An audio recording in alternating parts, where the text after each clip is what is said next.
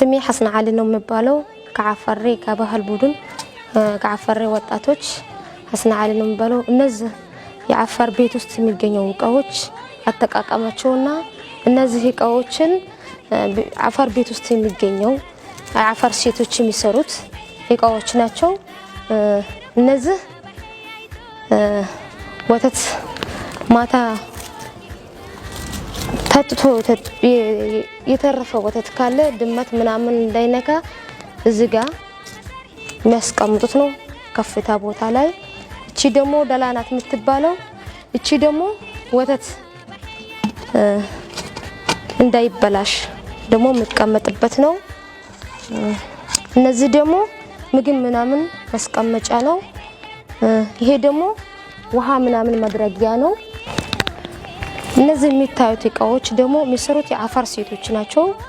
እነዚህ ደግሞ ሻንጣ ልብስ ምናምን ማስቀመጫ ነው። ምንድነው የሚባለው? አራ ነው የሚባለው። እነዚህ ደግሞ ወንድ መሳሪያ መቀመጥበት የባለቤት መሳሪያ በክብር መቀመጥበት ቦታ ነው። እነዚህ ደግሞ አፋር ሴቶች የሚሰሩት የባህላዊ ምኝታ እቃዎች። ይሄ የሰላት መስገጃ ነው፣ ሰላት የሚሰግዱበት። ይሄ ደግሞ አፋር ፊዶ ነው የሚባለው። አፋር ፊዶ ነው የሚባለው። ወንዶች እንግዶች ምናምን ሲመጡ የሚወጣ ነው።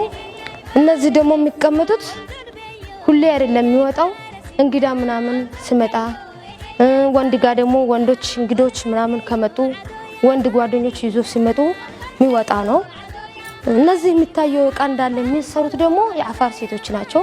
አፋር ሴቶች ቤት ውስጥ ያለው ነገር እንዳለ ከእጅ የሚሰራ ነገር የሚሰሩ ሴቶች ናቸው። የባህላዊ እቃ እነዚህ ወንድ ስራ የሚሰሩት ግን ቤት ውስጥ የሚሰራው ስራ ቤት መስሪያ ድረስ የአፋር ሴቶች ናቸው የሚሰሩት። እነዚህ ራሱ የሚሰሩት አፋር ሴቶች ናቸው። እነዚህ ደግሞ ተሰርቶ በክብር የሚቀመጥ ነው። እንግዶች ከመጡ ከሩቅ ቦታ ሰው ሲመጣ የሚወጣ ነው። እቺ ደግሞ ጉብኬ ናት የምትባለው። አራ ሴት ባህል ልብስ የምትለብስ ነው። የአባራ ምናምን እንዳይሆን መቀመጥ ነው። ይሄ ደግሞ ፊዶ ነው። ባልና ሚስት አው ልጆች ምናምን ምኝታቸው ነው። ይሄንን ፊዶ ደግሞ ለወንድ ነው የሚደረገው እዚህ ጋር። ይሄ ደግሞ ትራስ ነው፣ ምኝታ ነው የሚተኙበት ሴት ወንድ። ይሄ ምኝታ ትራስ ነው። ከቆዳ ነው የሚሰራው። ሴቶች ናቸው እንደዚህ የሚሰሩት። ውስጡ ደግሞ ተቀጥቆ ጥጥ ነው እዚህ ጋር የሚቀመጠው። እነዚህ ደግሞ ገደሉ የሚባለው እነዚህ አሱንዱ ነው የሚባለው። እነዚህ ደግሞ የሚሰሩት ሴቶች ናቸው። ይሄ እንዳለ ሴት ነው የሚሰሩት ይሄ ስራ ማለት ነው።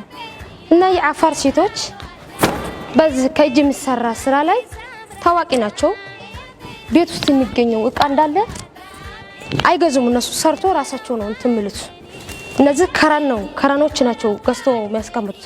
እነዚህ ደግሞ ዑንጋ ነው። ዑንጋ ደግሞ እንደዛ ናት። ከረን እንዲሆን ረንግ የሚባል አለ። በዛው በውሃ ተፈልቶ ከረን አረንጓዴ፣ ቢጫ፣ ቀይ ምናምን ከፈለክ የምታደርገው እነዚህ ናቸው።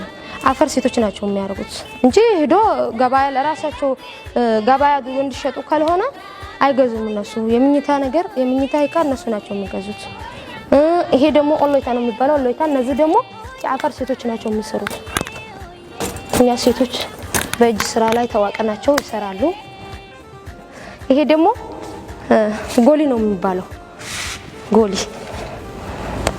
ጎሊ ከውጭ ሰው ሲገባ እንደ መጋረጃ ነው ቀመጣለ። ጎሊ ነው የሚባለው።